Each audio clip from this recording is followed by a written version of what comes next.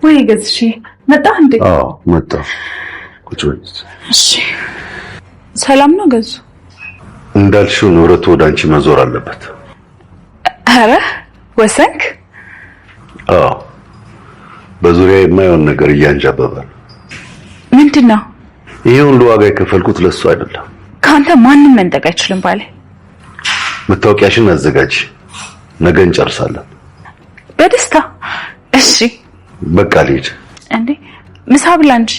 ላይ አልበላም፣ ልሂድ። በቃ ልሂድ። እሺ ያገልቱ በማንኛውም ጊዜ ሊመጣ ይችላል። እሺ ደህና ቆይ።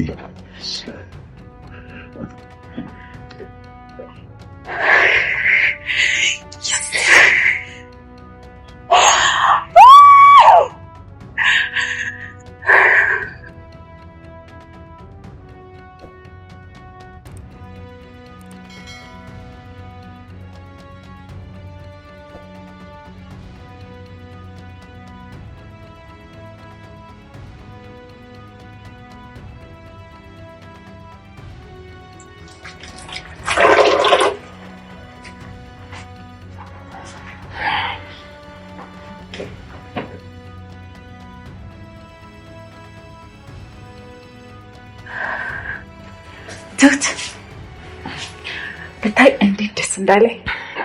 ምን ተገኘ? ሼባው ንብረቱን በሙሉ በእኔ ስም ሊያደርግልኝ ነው። ለምን ፈልጉ? በጣም ጥሩ።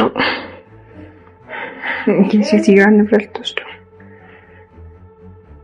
ትሁት ወይ ሌላው ደስ ያለኝ ነገር በጣም የናፈቀኝ ሰው ሊመጣ ነው እዚህ። አዎ መቼ? ሰሞኑን። ቆይ ማን ነው? ናቲ ይባላል፣ የገዙ ልጅ።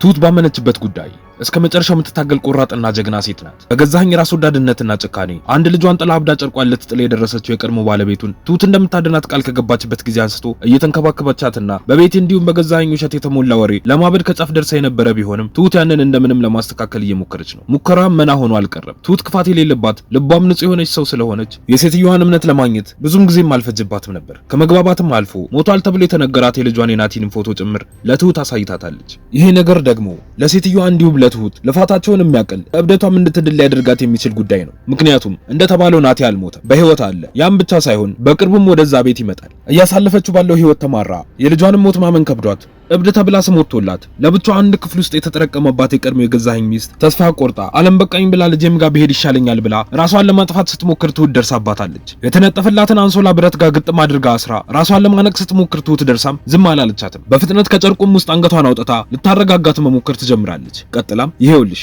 ራስሽን በዚህ መልኩ ማትጎጂ ከሆነ ናቲ ጋር ወስድሻለሁ ብላ ስትላት ሴትዮዋም እሺ ግን እውነትሽን ነው ብላ ትጠይቃታለች። ትሁትም አዎ እውነቴን ነው፣ አሁን ግን ራስሽን በድጋሚ እንደማትጎጂ በናቲ ስም ማይልኝ ብላ ስትጠይቃት ሴትዮዋ ደግማ እንደዚህ እንደማታረቅ ቃል ትገባላታለች። ትሁትም አረጋግታት ሰዎቹ እንዳይደርሱባት በፍጥነት ከዛ ክፍል ትወጣለች። በነጋታው ጠዋትም ትሁት በስካር መራመድ አቅቷት ሶፋው ላይ ተኝታ የነበረችው ቤቲን ከእንቅልፏ ትቀሰቅሳታለች።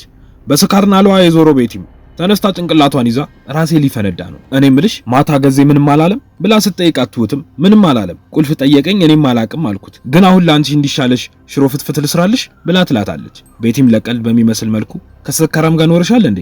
ለማንኛውም በቃ ይዘሽልኝ ነኝ ብላ ትላታለች። ከትንሽ ቆይታም በኋላ ገዛኸኝ ወደ ስራ ሊወጣ ሲል ቤቲን ሶፋ ላይ መለከታትና ወደ እሷ ጋር ጠጋ ብሎ ቆይ ግን ምንድነው ሐሳብሽ? ምንድነው እያደረግሻለሽ ብሎ ሲላት ቤቲም አሁን ተወኝ በቃ እንዳትጨቃጨቀኝ፣ ያገባሃት ሴት በጣም ልጅ ናት፣ ስለዚህ መዝናናት ትፈልጋለች ብላ ስትለው እሱም ምነው አንቺ ግን ልጅ ነኝ አበዛሽ፣ ለትዳር ደርሰሽ መስሎኝ ያገባውሽ። ቤቲም ሁሉም ነገር ያው እንደምታውቀው አንጻራዊ ነው ብላ ትመልስለታለች። ገዛኸኝም ከኔ ጋር እድሜሽን እያነጻጸርሽ ከሆነ ወደሽ እንዲሁም ፈቅደሽ እንዳገባውሽ አትርሺ ብሎ ሲላት እሷም ወድጄ ነው ያገባሁት ግን ለባርነት አይደለም ቆይ ግን ላንተ ጠቃሚው ምንድነው? ቤትና ገንዘብ ብላ ስትጠይቀው እሱም ጥያቄ የለው ያ ባይኖረኝ ታገቢኝ ነበር ብሎ መልሶ ይጠይቃታል። ቤቲም ጥያቄውን በጥያቄ ቆይ እኔስ ልጅ ባልሆን ታገባኝ ነበር? ሲጀመር ሁለታችንም ለጥቅም ነው የተጋባ ነው። ሁለታችንም ደረታችንን ለጥቅማችን ስንል ለጥይት እንደምንሰጥ አንካካድም ብላ ስትመልስለት እሱም ጥቅም ነው ያልሽው? እኔ ካንቺ ጋር እንደዛ አይነት ነገር አስባለሁ? ባልሽ ነኝ አትርሺ ብሎ ሲላት እሷ አውቃለሁ ግን ባሌ ነፃነቴን እንዲጋፋኝ አልፈልግም ብላ ስትለው እሱም ይህንን ነገር ሁለታችንም ብናስብበት ጥሩ ነው ብሎ አጥሏት ይወጣል። ቤቲም ተነስታ ወደ ትሁት ጋር ትሄድና በሳህን አንድ ምግብ እንድታዘጋጅላት ነግራት ወደ ነበረችበት ሄዳ ትቀመጣለች። ትሁትም አዘጋጅታ ትመጣና ትነግራታለች። ቤቲም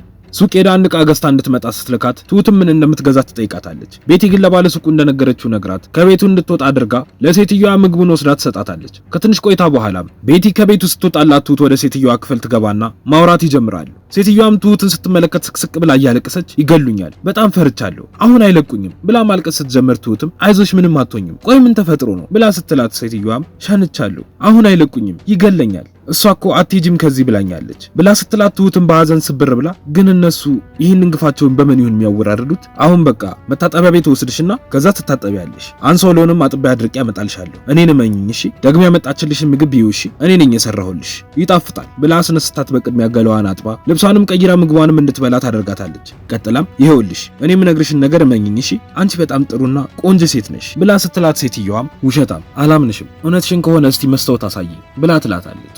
መስታወት ማሳይሽ አሁን አይደለም እንግዲህ የሰሞኑን ግብዝናሽን አይቼ ያሳይሻለሁ ብላ ስትላት እሷ አንቺ ግን ደስ ያለሽ በጣም አትሰድቢኝም አትመቺኝም ብላ ስትላት ትሁትም ደንግጣ እንዴ ቆይ እነሱ ይመቱሻል እንዴ ብላ ትጠይቃታለች። እሷም አዎ አንዳንዴ ሳጠፋ ይመቱኛል ብላ ትላታለች። ትሁትም አንቺ ጥፋት የምታጠፊ አይነት ሰው አይደለሽም፣ እኔ ደግሞ እጅሽን እስምሻለሁ ትላትና እጇን ስትስማት ሴትዮዋም ደስ ብሏት ቅድም ቆንጆ አልሽኝ፣ አሁን ደግሞ እጄን ሳምሽኝ፣ ድሮ እኮ የናትዬም አባት እጄን ይስመኝ ነበር ብላ ስትላት ትሁትም በሐዘን ተነስታ ከዛ ክፍል ወጥታ ወደ አባዬ ጋር ትሄዳለች። እዛ እንደደረሰችም ሰላምታ ተለዋውጠው አባዬም ምን ላይ ደረስሽ ትሁቴ ምን አዲስ ነገር አለ ብሎ ሲጠይቃት ትሁትም ልጅ ነበራት መሰለኝ ሞቷል አለች። ፎቶን ብጠይቃትም አላሳይሽም አለች። ደግሞ እነሱም ይመቷታል መሰለኝ አባዬ እነሱ ተናግረው ነው የፈለጉትን እንድታመን ያደረጓት፣ እኔም ደጋግሜ የሚነግሯትን እንዳልሆነች እነግራታለሁ ብላ ስትሉ አባዬም በጣም ጥሩ እኔም የአእምሮ ሐኪም እንዲረዳሽ አገናኝሻለሁ ብሎ ሲላት ትሁትም ደስ ብሏት እውነት አባዬ እንደው አንተ ብቻ ይሄንን ውለታ ዋለልኝ ብላ ትለዋለች። አባዬም እሺ እኔ ልጅ ስለዚህ አታስቢ ብሎ ይላታል። ትሁትም ቀጥላ እኔም እልህ አባዬ ኤዱ እንዴት ነች ሰርጋቸው እንዴት ሆነ ብላ ስትጠይቀው እሱም አሁን የሰርጉ ወከባ በጣም አጨናንቋቸዋል፣ ግን አንቺ የሰርጉ ቀን ትኖሪያለሽ አይደለ እነዛ እኮ እንዳያገኙሽ አሳስበኝ ብሎ እያላት ባለበት ስልኳ ይጮሃል። ቤቲ ነበረች። የት እንደሄደችም ስትጠይቃት ትሁት አጎቴ ጋር ሄጄ ነው ፈለገሽ ነው መጣው ትላትና ስልኩ ይዘጋል። ቤቲም ተነስታ ወደ ተዘጋው ክፍል ትገባና ልብስ እንደቀየረች ተመልክታ ደግሞ እኔ ሳልፈቅድ ልብስ መቀየር ጀመርሽ፣ ትእዛዜን ምንም እያከበርሽ አይደለም፣ ሰምኛለሽ ምንም ልብስ ብትቀየሪም ብትታጠቢም አትጸጂም ብላ ስትላት ሴትዮዋም አዎ ልክ ነሽ አላምርም አልጸዳም አንቺ ብቻ አባረሻለሁ አትበይኝ ብላ ትላታለች። ቤቲም ጥላት ትወጣለች። በዛን ሰዓት አባዬ ትሁትን ወደ ስራ ቦታዋ እየሸኛት ነበር። እዛም ይደርሱና እንድትጠነቀቅ መክሯት ይሄዳል። ትሁት ቤት እንደገባችም ቆንጆ ራት እንድትሰራ ቤቲ ታዛታለች። አመሻሹ ላይም የተሰራው ራት ተዘጋጅቶ ገዛኸኝ ወደ ቤት ይገባል። ቤቲም ትቀጥልና ዛሬ ቆንጆ ራት ተዘጋጅቶልሃል ብላ ስትለው እሱም በግርምት ግን ዛሬ እንዴት በዚህ ሰዓት ተገኘሽ ብሎ ይላታል። ቤቲም ልክ እንዳልነበረችና እንደተጸጸተች ትነግረዋለች። እራታቸውንም ይበላሉ። በነጋታው ጠዋትም ገዛኸኝ የቀድሞ ባለቤቱ ጋር ገብቶ እንደተለመደው ስለራሷ መጥፎና አስቀያሚ ነገር ነግሯት እሷ እዚህ በመሆኗ ሸክም እንደሆነችበትም ጭምር ነግሯት ይወጣና በረንዳ ላይ ይቆማል። ቤቲም ትመጣና ዛሬ ደግሞ ጠዋትህን የምትጀምረው ከዛ ክፍል ነው ብላ ስትለው እሱም አዎ ሁሉም ነገር ተረስቷል፣ የእውነት መቅበር ይኖርብናል፣ እኔ ከዚህ በላይ አልጠብቅም ብሎ ሲላት ቤቲም ቆይ ግን ምን አደረገች አልተሸከምካት ብላ ትለዋለች። እሱም ተሸከምኳት እንጂ ለሷ መሳቀቁስ እኔ አይምሮዬ እንዲያርፍ ፈልጋለሁ፣ ሁሉም ሰው ሞታለች ብሎ አምኗል፣ ስለዚህ በቃ ተቀበረች የተባለው ቦታ ላይ ወስደን የእውነት እንቀብራታለን ብሎ ሲላት ቤቲም እስቲ እናስብበታለን፣ ለማንኛውም ቤት ንብረትህን በእኔ ስም አድርገው፣ ያው መኖሯ ከታወቀ ባዶህን ነው የምትቀረው ብላ ስትለው እሱም ይታሰራል ብለሽ ነዋ፣ ለማንኛውም ያልኩሽን አስቢበት ብሎ ይላታል። ሁለቱም ያላስተዋሉት ነገር ትሁት ከጀርባ ሆና እያዳመጠቻቸው እንደነበረ ነው። ገዛኸኝም ከቤት ወጥቶ ቢሮው እንደገባም ስልኩ ይጠራል። ስልኩንም አንስቶ አቤት ብሎ ሲል ደዋዩም ረጋ ባለ ድምጽ እንዴት ነህ ብሎ ይጠይቀዋል። ገዛኸኝም እንዴ አንተ ነህ እንዴ የጠፋ ሰው ብሎ ይለዋል። ደዋዩም አልጠፋውም፣ አሁን ለአንድ ጉዳይ ፈልጌህ ነበር፣ ተገናኝተን ብናወራስ ብሎ ሲለው ገዛኸኝም አይ እኔ ቢዚ ነኝ፣ ግን ደግሞ ገንዘብ እንደማትለኝ ተስፋ አደርጋለሁ ብሎ ይለውና ስልኩ ይዘጋል። በዛን ሰዓትም ነው ትሁት ሴትዮዋ ጋር ገብታ የልጇን የናቲን ፎቶ የተመለከተችው። ቀጥላም ስሟን ጠይቃ አለም እንደሆነችም አውቃለች።